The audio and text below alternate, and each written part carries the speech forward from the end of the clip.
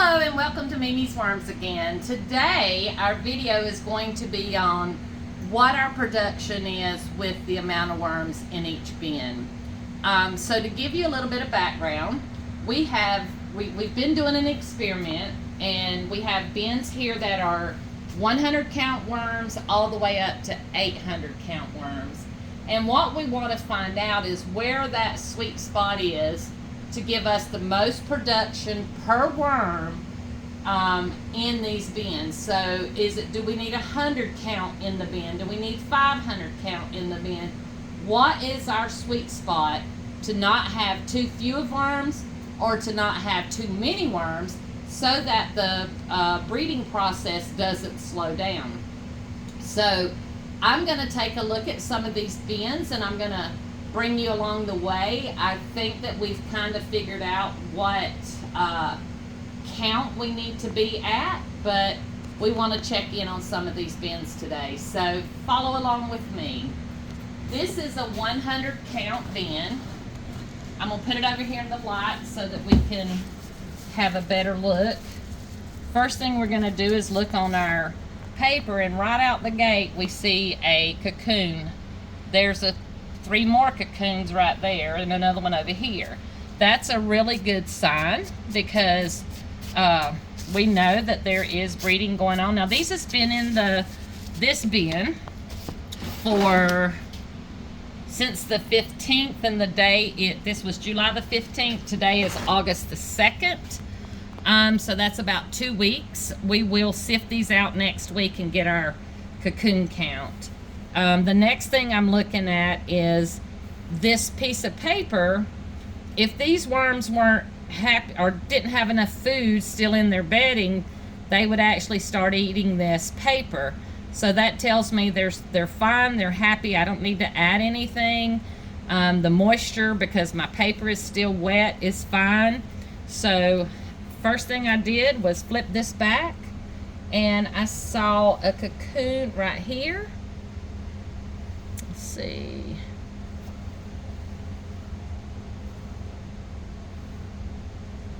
All right, here's a cocoon right here, and then we're just going to kind of check the top to see what they're looking like. Well, there's one right there. I was going to say there's one right there. It's kind of hard because this material is really dark, and I did put a piece of corn cob in here. There's another cocoon right here, because worms really do like corn.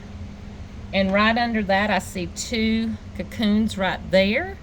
So this bin is definitely, there's a couple of more, is very productive. The worms are very healthy. Look at those swollen clitellums. That means the worms are ready to breed. So when they find their mate, they will each throw a cocoon, and I'm seeing lots of cocoons in here for only 100 worms.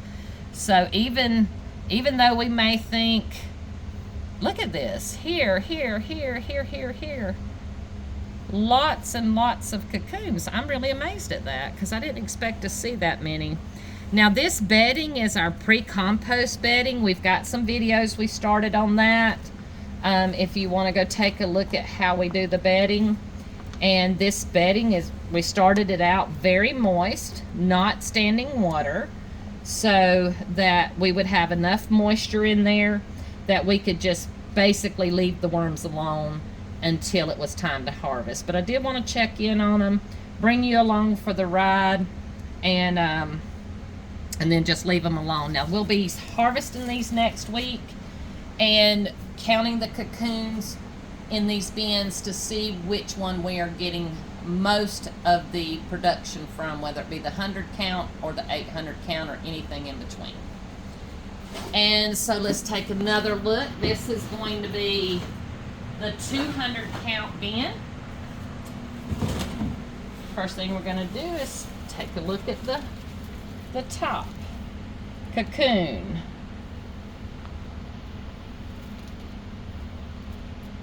And a wormy up there. All right, we're also going to take a look at the top of our paper. We also have a thermometer in our bin, This bin is running about 77, 78, which is perfect. Our ambient temperature in this room is 75 degrees.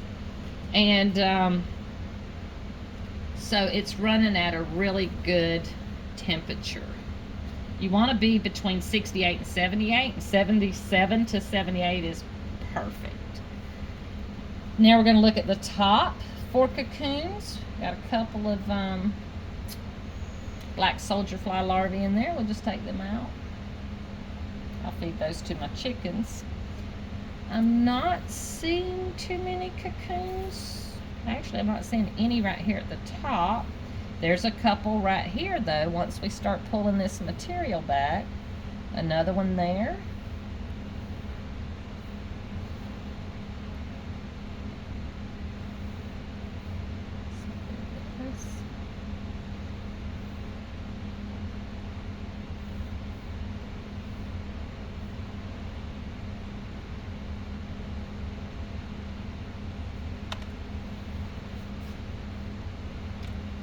My chickens love black soldier fly larvae, so I always pick them out if I have any for them. There's some right here, right here. So, you know, this is not bad. I had hoped to see more, but again, this material is very dark. There's some right there, so it makes it a little bit hard to see. I also noticed that this bin's a little bit more drier. So I know that worms really like their bedding to be very moist for breeding and worm production. So I think we may not have had enough moisture in this bed. But I do see they're not eating the bedding, so, I mean the paper, so they still have food in there. They're still doing fine. They're just, I don't think they're giving me the reproduction in this particular bin. So let me look at another 200 count bin.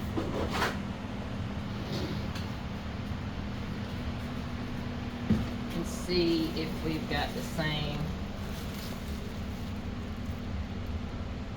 Okay, I'm not seeing any cocoons on there.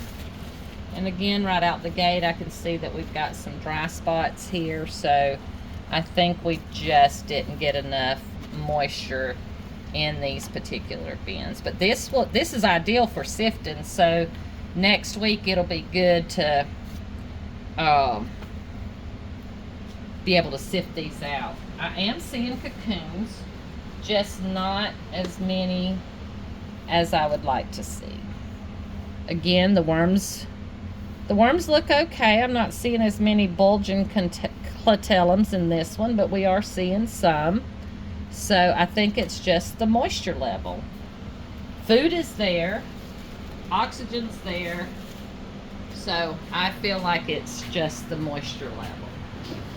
I'm going to move on over to the 300 count and take a look at it. So not seeing any cocoons on the top of my cover. Not seeing any there.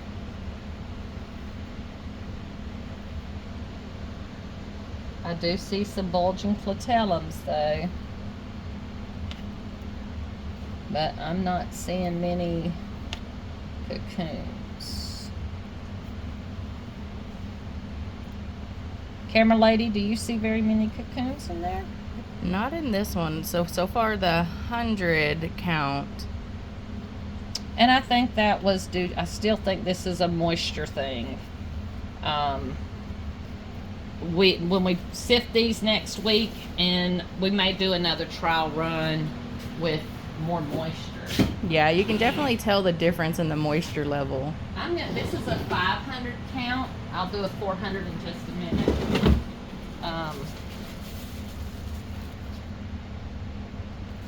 I did a video on the 500. There's 3 or 4 cocoons I just swiped off on a 500 count the other day, and I was utterly amazed. Look at the size of them. So yeah, look at these. Cocoon, cocoon, cocoon. Cocoon, cocoon. Still good moisture in this bin, I think. Cocoon. This is very rich material. So let's start pulling back a little bit.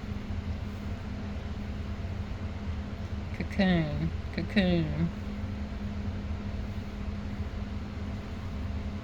Wow. Cocoon, cocoon. Lots of cocoons in this one.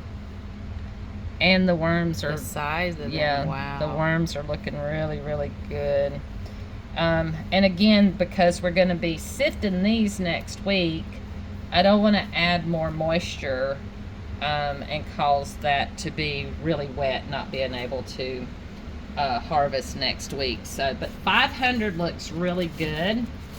I want to pull another 500. Let me see which one.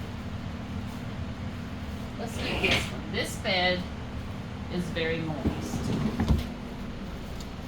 So, look at here. Cocoon, cocoon, cocoon, cocoon, do. Look at this. Look at this right here, y'all. Over here. Wow. Do you see all those, camera lady? I do. Look, All that right is, there. if y'all cannot see that, that is awesome. Now these are some other type of larvae, or egg. These right here are not cocoons. Cocoons are going to be more rounded. And so, but there's just tons of them on here. So let me lay this right here. Don't want to knock those off. Now we're going to look at the top of our paper. And look at here. First thing I noticed, this little area right here. Look at all those cocoons.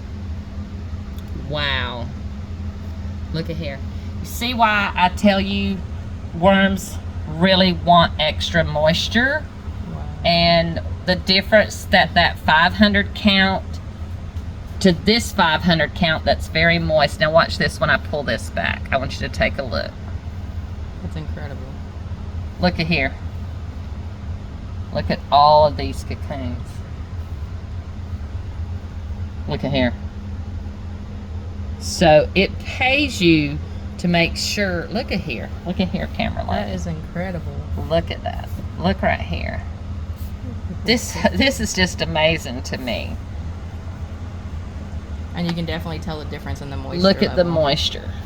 So you can see that this is very wet, but it's not standing moisture. And just look at the quality of those worms. Very nice, very wet, not standing water wet. And you know, the worms haven't even started eating our paper, so they're still happy with the food that they have in here, or they would be eating this paper. Now the paper's tearing because it's, you know, so wet, but I'm just amazed at all of those cocoons. Now probably Monday I will come in here and stir this up because I do want it to start drying out so that we'll be able to harvest it. Again, look at all these on this side. Just lots and lots and lots of cocoons. So I do believe in this size bin, this is about a 2 square feet bin. It's 22 by 15. And 500 worms are in here. They were hand counted, hand picked. Each one had a clitellum. And I really believe this is where our sweet spot is. But not seeing how much moisture are in those other bins, I may be wrong. Here's a 400 count, but I think as light as it is, I think we're going to have issues with them being not moist enough. And I can tell you, just looking, that's exactly why we're not getting the production from these worms. So, yeah. I think that I need to make sure I'm adding more moisture at the beginning. Now, here is a 600 count.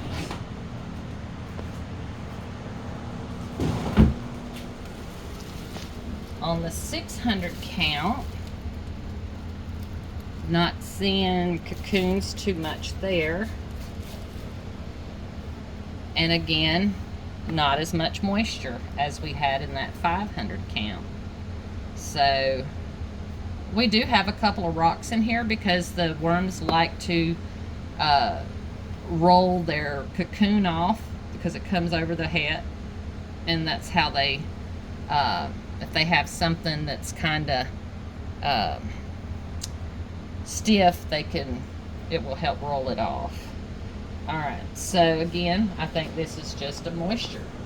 I won't say issue because it's not an issue. It's great for castings, but not for production. And that's why, you know, when we talk about worm production, or when people call me wanting to know, you know, how many worms they need, this and that, the first question I ask them is, you know, are you setting your bins up for worm production, or are you setting them up for vermicomposting? Because it does make a difference. And because if you're doing worm production, your bins need to be very wet. But that's not good for people who are doing vermicomposting, because the material's so wet they can't sift it to get the castings out. I do see a few worms at the top here. Not seeing a whole lot of cocoons though. And then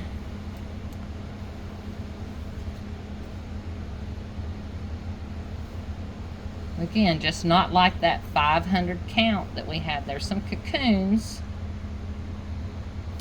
but just not the rate. And again, this is a little bit wetter, but still not as wet as we had that other bin. And it does look like there may be some smaller juvenile worms in here, so we may not have got the best worms in this one either. But you know what? They'll grow up and eventually they will be producing cocoons, so no big deal there. So they can just stay right in here and do their thing. And then last is, nope, that was it. That was an 800 count.